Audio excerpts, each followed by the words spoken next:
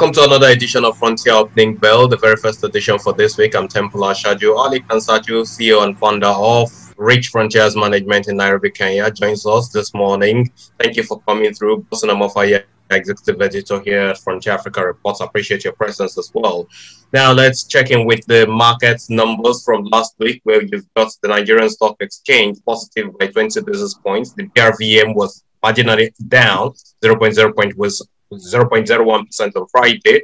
The Cairo Stock Exchange was up 1.57%, and you've got Nairobi Stock Exchange down lower by 1.48%, while the Johannesburg Stock Exchange jumped by 3.16%. We're moving on with the East African headline, where Nairobi, under new lockdown, bars closed in capital cities.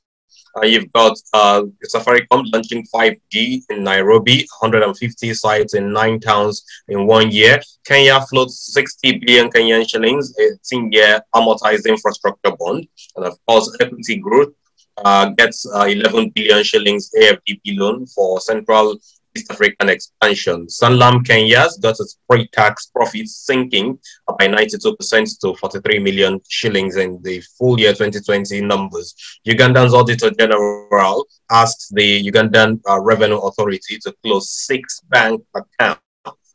And we'll start with analysis coming from Ali with all of these headlines before us. But before you start, Ali, let me quickly introduce Onyeka Ijema, who also joins us from Festival Capital Management. Onyeka, thank you for coming through this morning. Ali, over to you.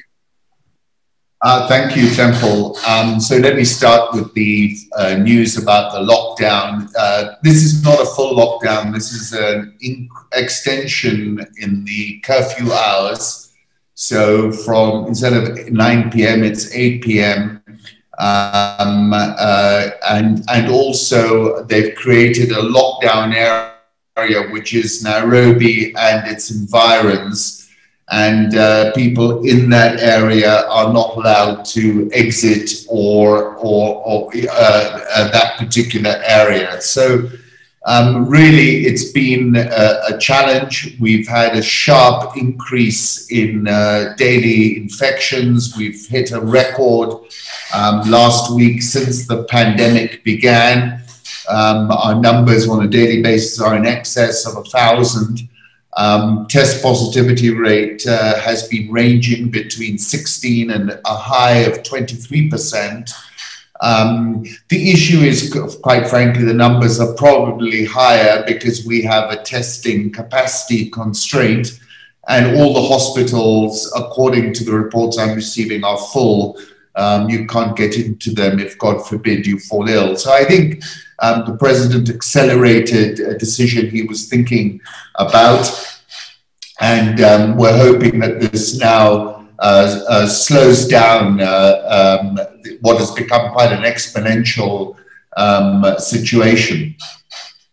To the north as well, Ethiopia similarly is hitting record highs as well, and test positivity rates there above 20%. So currently, if you look at Africa as a continent, Ethiopia, Kenya, Cameroon as well, Ivory Coast and Togo are at pandemic highs in terms of infections.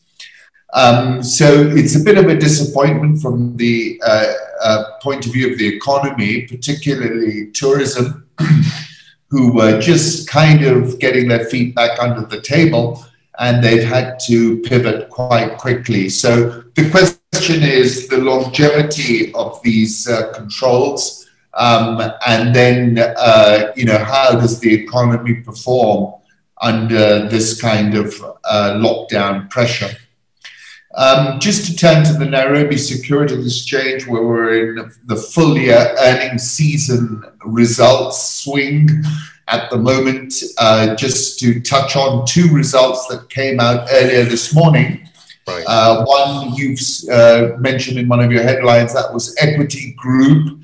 Equity Group released full year earnings where the earnings per share dipped 11.635%. They skipped paying a dividend, which will upset a number of shareholders because just like in Nigeria, shareholders here really rely and lean on dividend payouts. Total assets crossed $1 trillion for the first time, surged about 53% year on year. Of course, loan loss provisions in line with what we're seeing have been lifted from 5.3 billion to 26.63 billion, so nearly fivefold. And this is in line with what we're seeing from everybody. They had a deferred tax situation which boosted profit after tax. Let me just go through some key details, because this is now either the first or the second biggest bank in East Africa. Net interest income grew 23%. Digitization, 98% of all transactions are happening outside the branches now. And we've spoken about this trend being accelerated by the pandemic. Profit after tax contribution from business outside Kenya grew to 28% from 18%, so 1,000 basis point improvement. And this is really all about the acquisitions they've made in the Congo. You know, a lot of people think of the Congo, you know, sort of as a Conradian, Joseph Conrad type economy. But James Mwangi has got, I would argue, a solution to the banking situation in Congo, and you're seeing that in his numbers. To me, Congo is the jewel in the crown, and it looks like a very attractive prospect in the medium term if you can look through the dividend situation. NCBA, which is also a tier 1 bank, reported earnings per share slumped 62.818% just this morning, paying a final dividend of $1.50, which is worth about 6.122% in yield terms. Net interest income up 91%, customer deposits up 62%, loan loss provisions up about 200%, profit after tax down 41%. So for me, really, out of those two results, I think Equity Bank is the interesting prospect.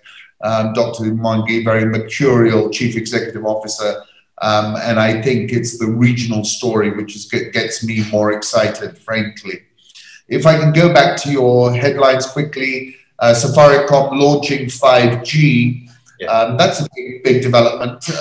You know, there was a lot of concern that this was a geo-economic fault line, and that Safaricom, who are relying on Huawei, because they were looking to enter Ethiopia with support from the American OPEC, would come under pressure from the Americans to look at other solutions outside Huawei.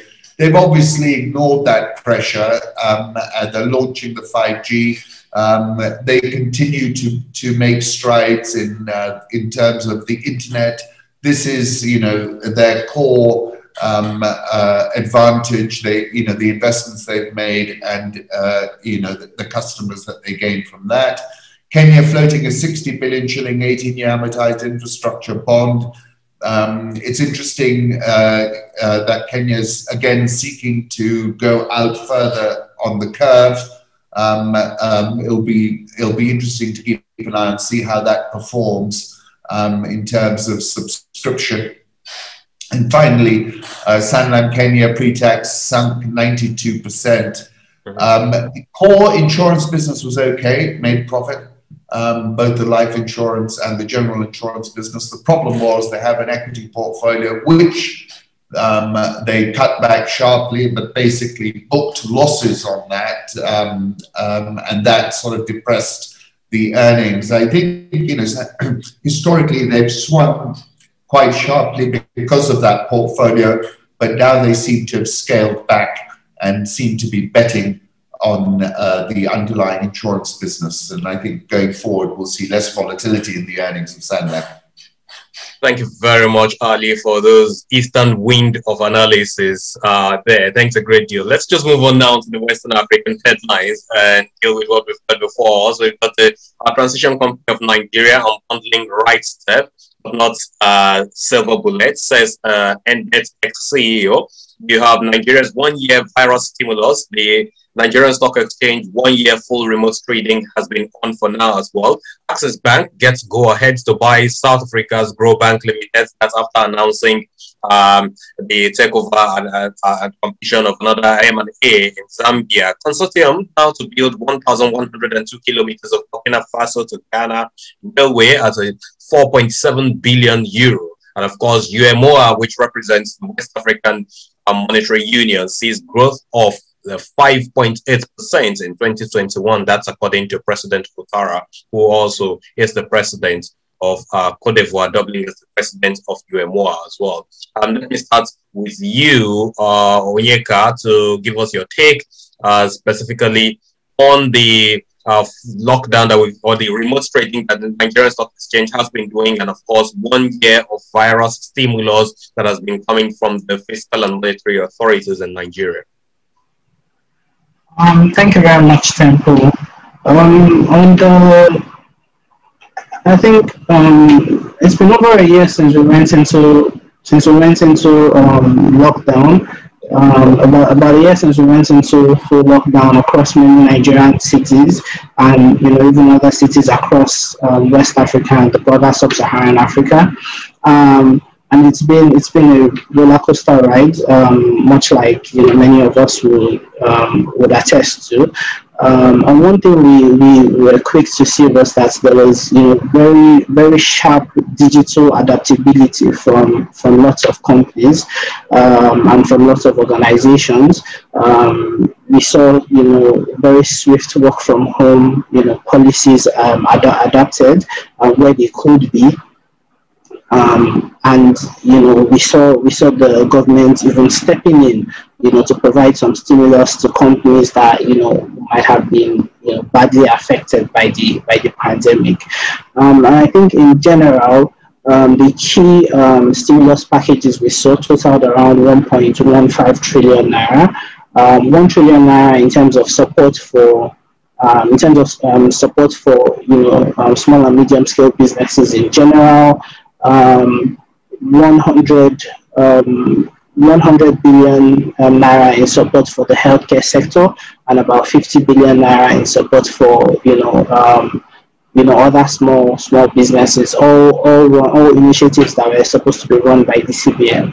So far, we've seen some disbursement from these funds, but not significant enough to be termed as very effective. The last numbers that I saw were about just over 300 billion in disbursement from the 1 trillion facility. In the healthcare disbursement, I haven't seen. I never got to see those numbers. I don't know if those numbers have been released yet. And for the 50 billion naira facility for small and medium scale businesses, I think we saw over 60% disbursement in that space, but not significant enough, especially given the levels of pressure we saw in the hospitality, the tourism industry, the entertainment industry, the aviation industry specifically. We saw some bailout packages being where the FPC was talking about it about last month, about 4 to 5 billion naira being earmarked for the aviation industry. That's not enough to even support one major airline one major airline's operations for 1 month. Significant, but we should also understand the levels of financial stress that was placed on the federal treasuries at the same time. And it was very significant. I mean, a lot of it is down to our own unpreparedness, but nonetheless, we're in that situation, and I definitely think that we did something, but not necessarily enough. The NSA was one of those organizations that adapted well. We saw the ex-trader, the Extreme and the ex-trader go, fully digital, completely offline, and we saw them adapt well to trading from home. We saw data organizations like software organizations like Bloomberg, Capital IQ, Thomson Reuters, FactSet, and the likes, adapt significantly well, providing organizations with remote adaptability processes that was able to support trading. In that sense, I think we've done very excellently on that. And just to quickly touch on the TCN story, we see that they're currently it hasn't been accepted. This is something that we've been debating for the longest time. While the generating and the distribution and the distributing segments of the electricity value chain still have their issues, we've seen some significant improvements. At least we've seen some steps towards improvement over the past decade. The TCN, the transmission segment of the value chain, has consistently been the weak link and has been the bottleneck to moving generating capacity towards the distribution sector.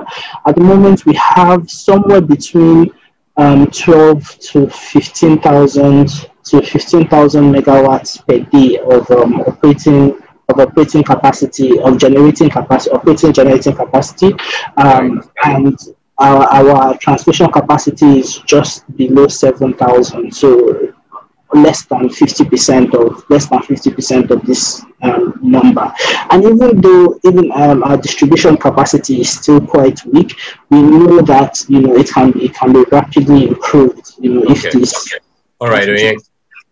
Or thanks a great deal.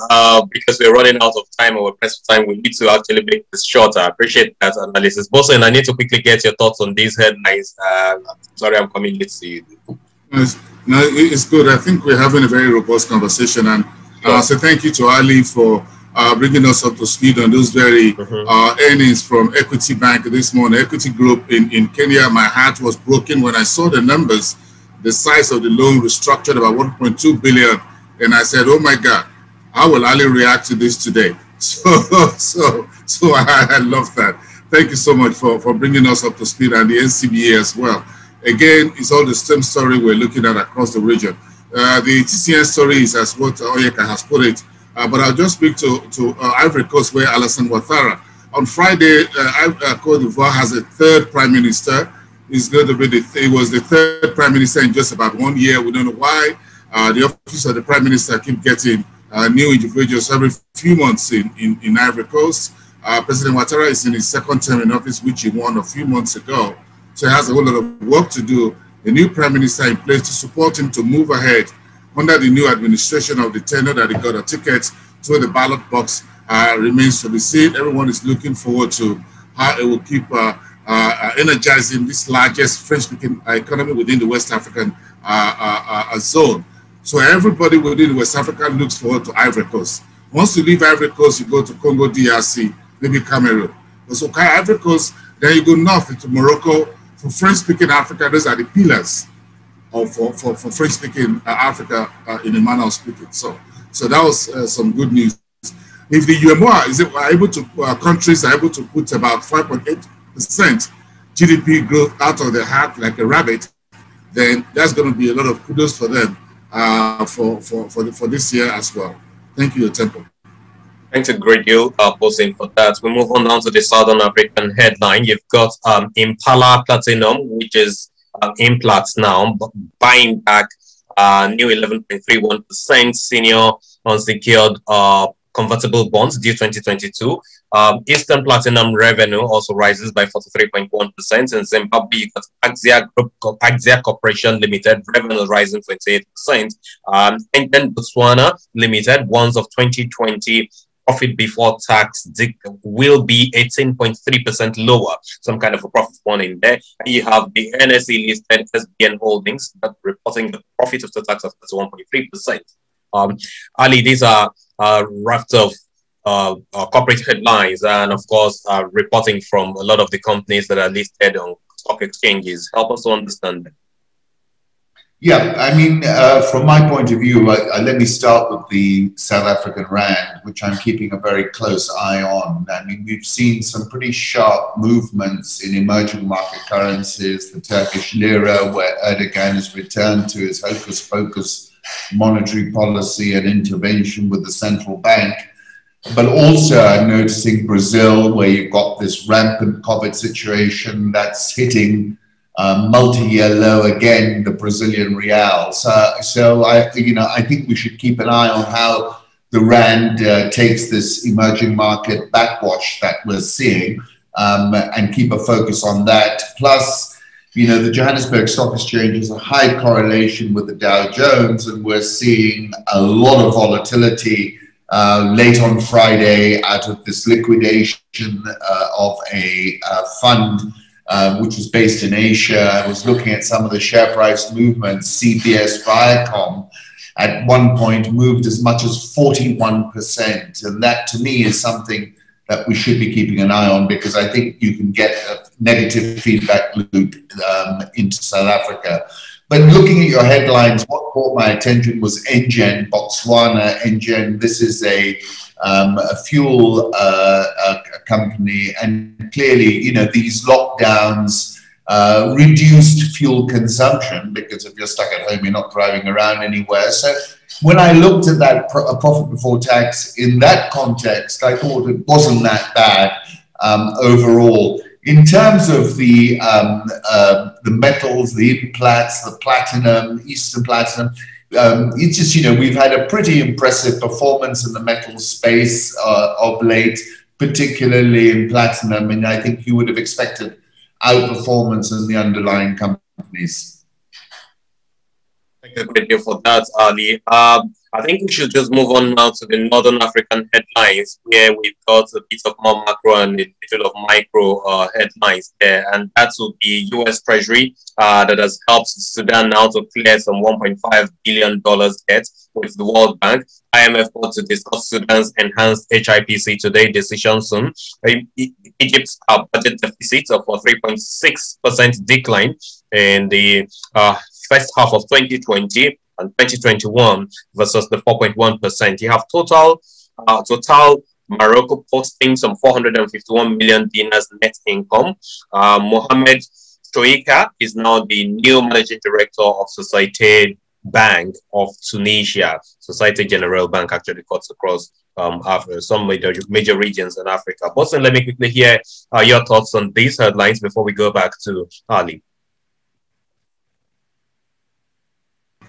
Thank you, Temple. I know Ali will talk about the Egyptian deficit, but again, I love the Sudan story. So let me take that from Ali very quickly, because it looks like Sudan has got a lifeline.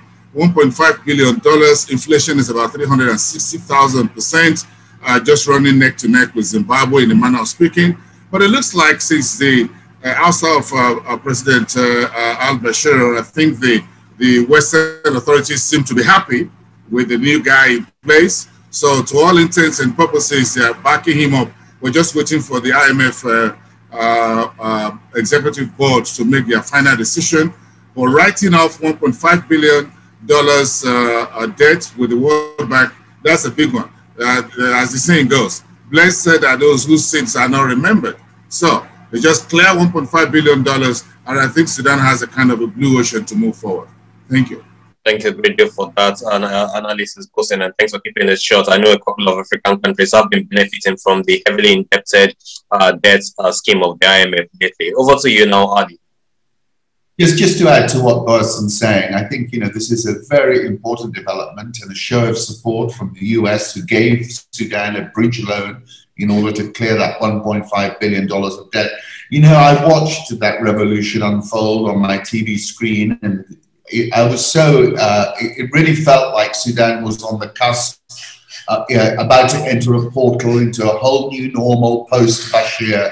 You had women on the streets, you had a real sort of sense of optimism. And I think now, although there's significant challenges, cost of living is off the charts, I think if international entities can get behind Sudan, there is a tremendous amount of potential. Also to mention that they've made a peace deal with the SPLM North, who were in the south of Sudan, and you know, were kind of there was a kind of mini insurgency going on there. But they seem to reconcile those guys. They basically pronounced that Sudan will not be an Islamic country, but everyone will be allowed to practice whatever religion they wish. So I'm seeing very positive developments coming out of there. And I, for one, think, you know, Sudan is worth keeping an eye on.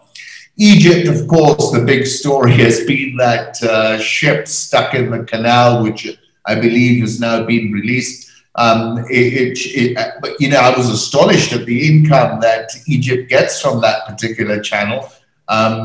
But the challenge for Egypt will be whether insurance becomes too expensive for these big ships to go through the canal, and therefore they start coming around the Cape of Good Hope, which is something I'm sure South Africa will be hoping for. But overall, look, you know, budget deficit of 3.6%, that's probably well inside the moving average of the average African country, and they've got to be commended. We've commended them before. The currency's behaving well. The whole thing is moving along pretty smoothly as far as I can see. Thanks a great deal, Ali. Let me hear your final or parting word on Onyeka on this, especially on the Sudan story there. The multilateral financial agencies or institutions rather have been doing a whole lot in recent time. Give us your thoughts on that as we wrap up. Yeah, like Boston and Ali said, it was a very important development. We saw that, you know, Sudan was almost the next country to, you know, go into significant, you know, financial issues because of the pandemic, because of the effects of the pandemic and the, you know, civil uprising that we saw quite recently. But, you know, this was a very important announcement. I think it's about $1.15 billion. And it's a bridge, you know, which they will pay later. But I believe that it provides a significant lifeline for Sudan at the moment. Thanks a great deal for that contribution. Onyeka Ijoma from Capital Management. Appreciate your presence on the show this morning. Ali Kansaju of Rich Frontiers Management in Nairobi, Kenya. Thanks a great deal for all of your analysis. Boston Amofaya, Executive Editor here from Africa. Thank you so much. This has been the first edition of the show from Chaplin Bell. Today, go have yourself a beautiful trading week. I'm Temple Ashaji. I'll see you next time. Bye for now.